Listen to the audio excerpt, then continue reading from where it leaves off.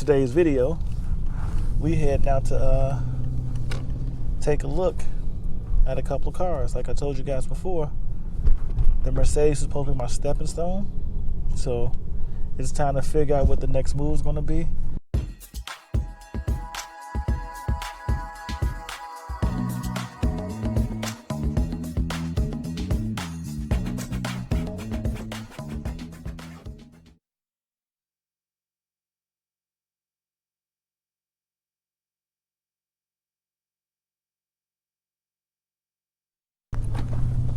What up, everyone? We back in the Benz and rolling. So in today's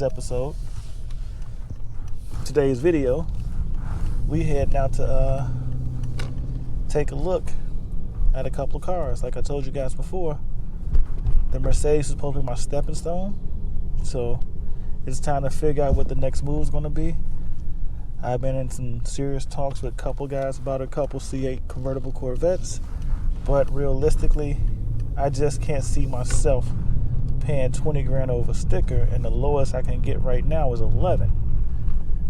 And me personally, I'm not a fan of ever paying over sticker, but I kind of convinced myself to agree to maybe 5 to 7, but I still haven't hit that number, and nobody seems to want to make a deal to make some money.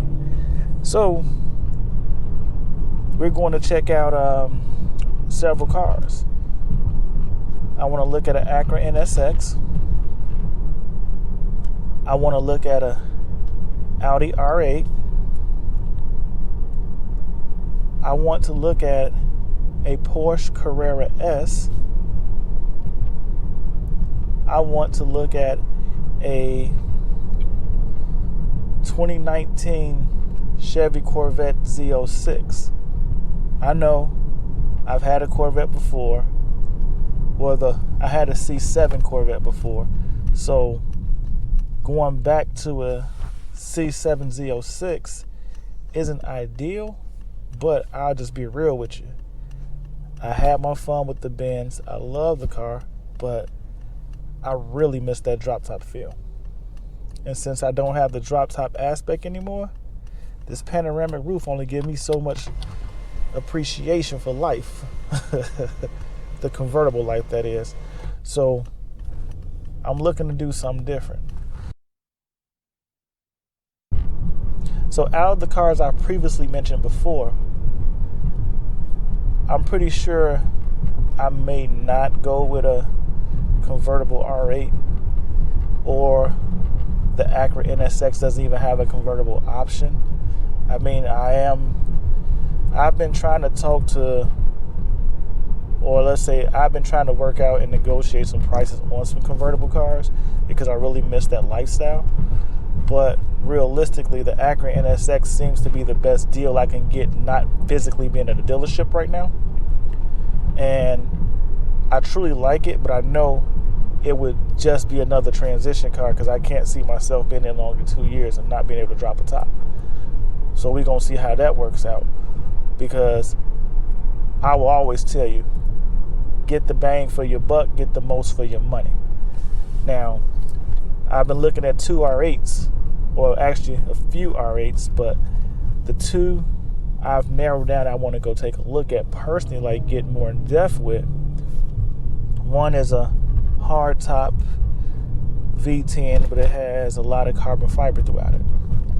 It has the wing in the back, and not the one that motorizes up out the back, but I'm talking about it actually has the physical carbon fiber wing going across the back, the carbon fiber side blades for the air ducts, the carbon fiber splitters, and then in the interior you get more carbon fiber, which I'm slowly finding myself to become very attracted and addicted to carbon fiber. Wasn't like that in the past, but yeah, so it has carbon fiber throughout. And then the second one doesn't have the carbon fiber. It's just the convertible, same type of engine, but like it's not a V10 Plus. It's a regular Audi R8 V10. But the top goes down. It has all the little extra upgrade steps, the knitted seats and so forth, but the top goes down. So I'm almost willing to trade off the carbon fiber for a convertible aspect. So we're going to see if I can get that into a range that would make it feasible for me to take that one home. So if you ask me myself personally, I would prefer a convertible car over a car that's built around performance, because realistically, I'm not going to track it. I may take it to the track once or twice. I'm not an everyday, gotta get there once a month, once a week track type of person. I can track a car once or twice a year, and I'm just content and had fun when I went and did it. So for me, it's more about the everyday enjoyment in the summertime, when I can drop the top, when I can take it to car meets, when I can just take it out for a cruise on the night over the town. So there are other things I look at when I look at cars. So again, I'm definitely looking at convertibles. I'm willing to sell some hard tops. And then now I got to take a look at this Porsche Carrera S. I'm really not a huge Porsche fan, but for the money I'm looking to spend, it's right in that price range, and it's a brand new car. So the one thing I probably didn't mention to you about any of these cars is the main reason I'm looking at all these type of cars, or these specific cars, because one, they have supercar performance or styling, and two, they come with a warranty. That's one thing I tell anybody. When you first stepping out to that supercar market, and I know the C7 Z06 to a lot of you guys isn't a supercar, and hey, I just like the car. But when you look at the other cars, and I know the Carrera may not fall into that same supercar S, but what I will say to you is that when you look at the car and you get behind the wheel of the car, the R8 and the NSX are entry-level supercars. But the one beautiful thing about both of those entry-level supercars I'm looking at is they both come with 2 years of warranty. And the other thing I didn't discuss with you guys is I'm trying to negotiate some certifications on this. If I get them certified, that adds an extra year warranty and a lot more mileage coverage. So that's what I'm on right now. So I'm going to enjoy all of this. I'm going to take you guys with me, and let's get into this whole car buying experience. Don't forget to hit the like and subscribe, and stay tuned.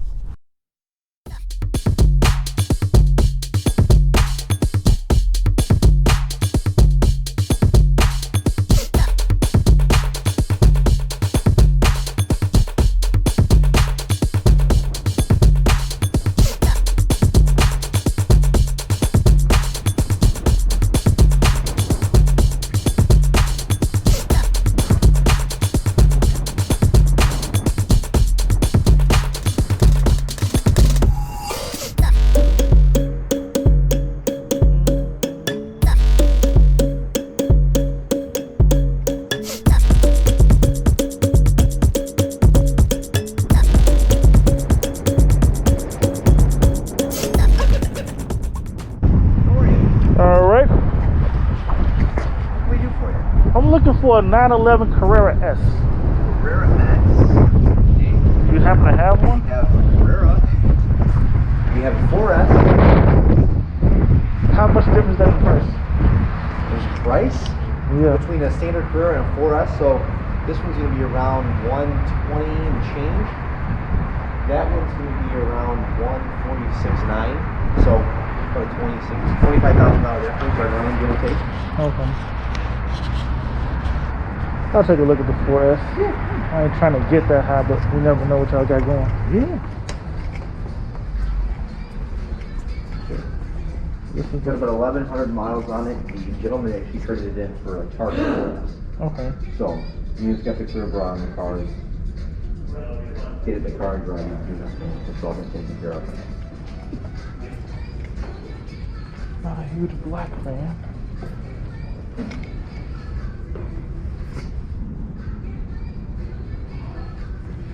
I'll just be honest with you. I'm actually looking at an Acura NSX, and they told me to come take a look at Carrera S. Okay. Before I make the purchase of an Acura NSX. Okay. Like, that's what my best friend told me. He was like, I'm not a Porsche guy. Okay. You know, it has a bad stigma. Porsche? Yeah. Do we? Not the car, the owners. Okay. Okay. They're not the car. It's like one of the most reliable things you can find, but I just never saw myself as a Porsche guy.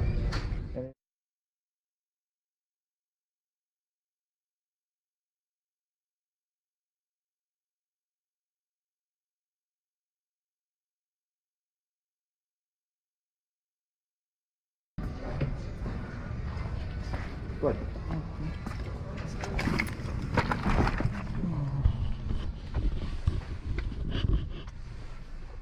So y'all went away from the whole buttons of the old one For Target 4S. for a Target 4? Gotcha. Yeah, total 45. He's still working on it, Tony.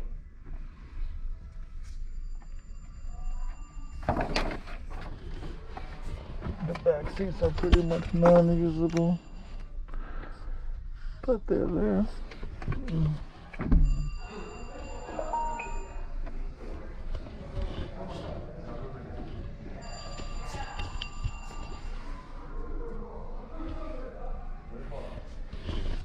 Yeah. Just depending on what you want on the car. Is there anything you have to have, you don't want? Self-closing? No. No. My car's self-closed, so I'm scared to slam doors. You know what I'm trying to say? No, I hear you. I appreciate that.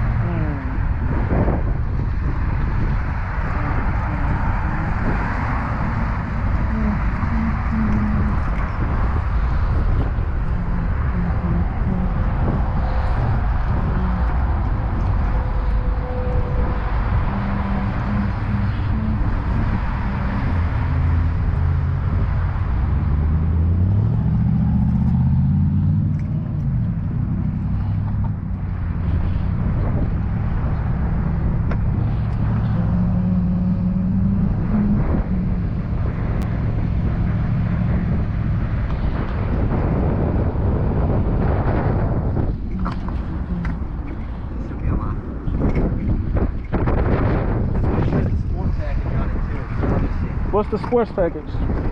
Sport chrono, sport exhaust.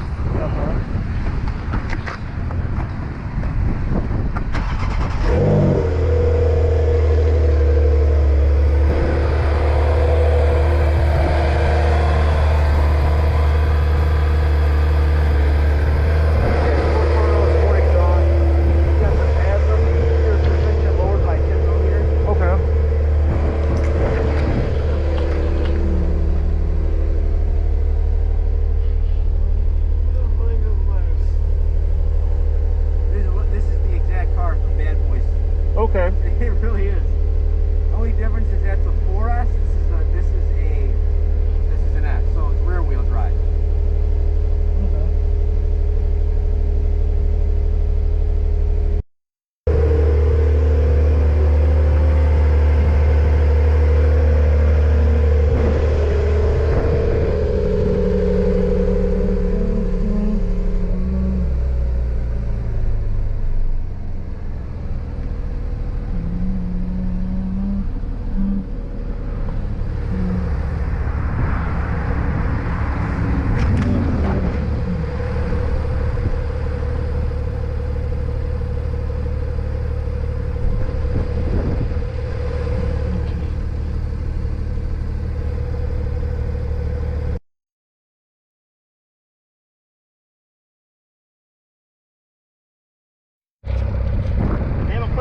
On this one yet, but I would recommend it. How much is that? I think they can do a whole front of the car for like 1950. Okay. Like the whole front. Fenders, hood. It's kind of like this right here, right? Yeah, except it's a lot thinner now. That's from the factory. Okay. I really like it. That's cool.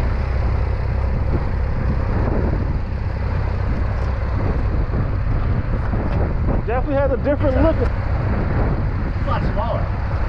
Really? Now, that's just long. That's a big car.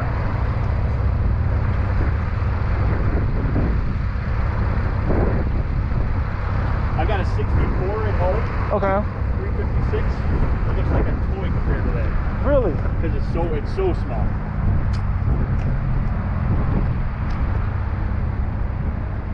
Let's go see what we can do with the number. Yeah, for sure.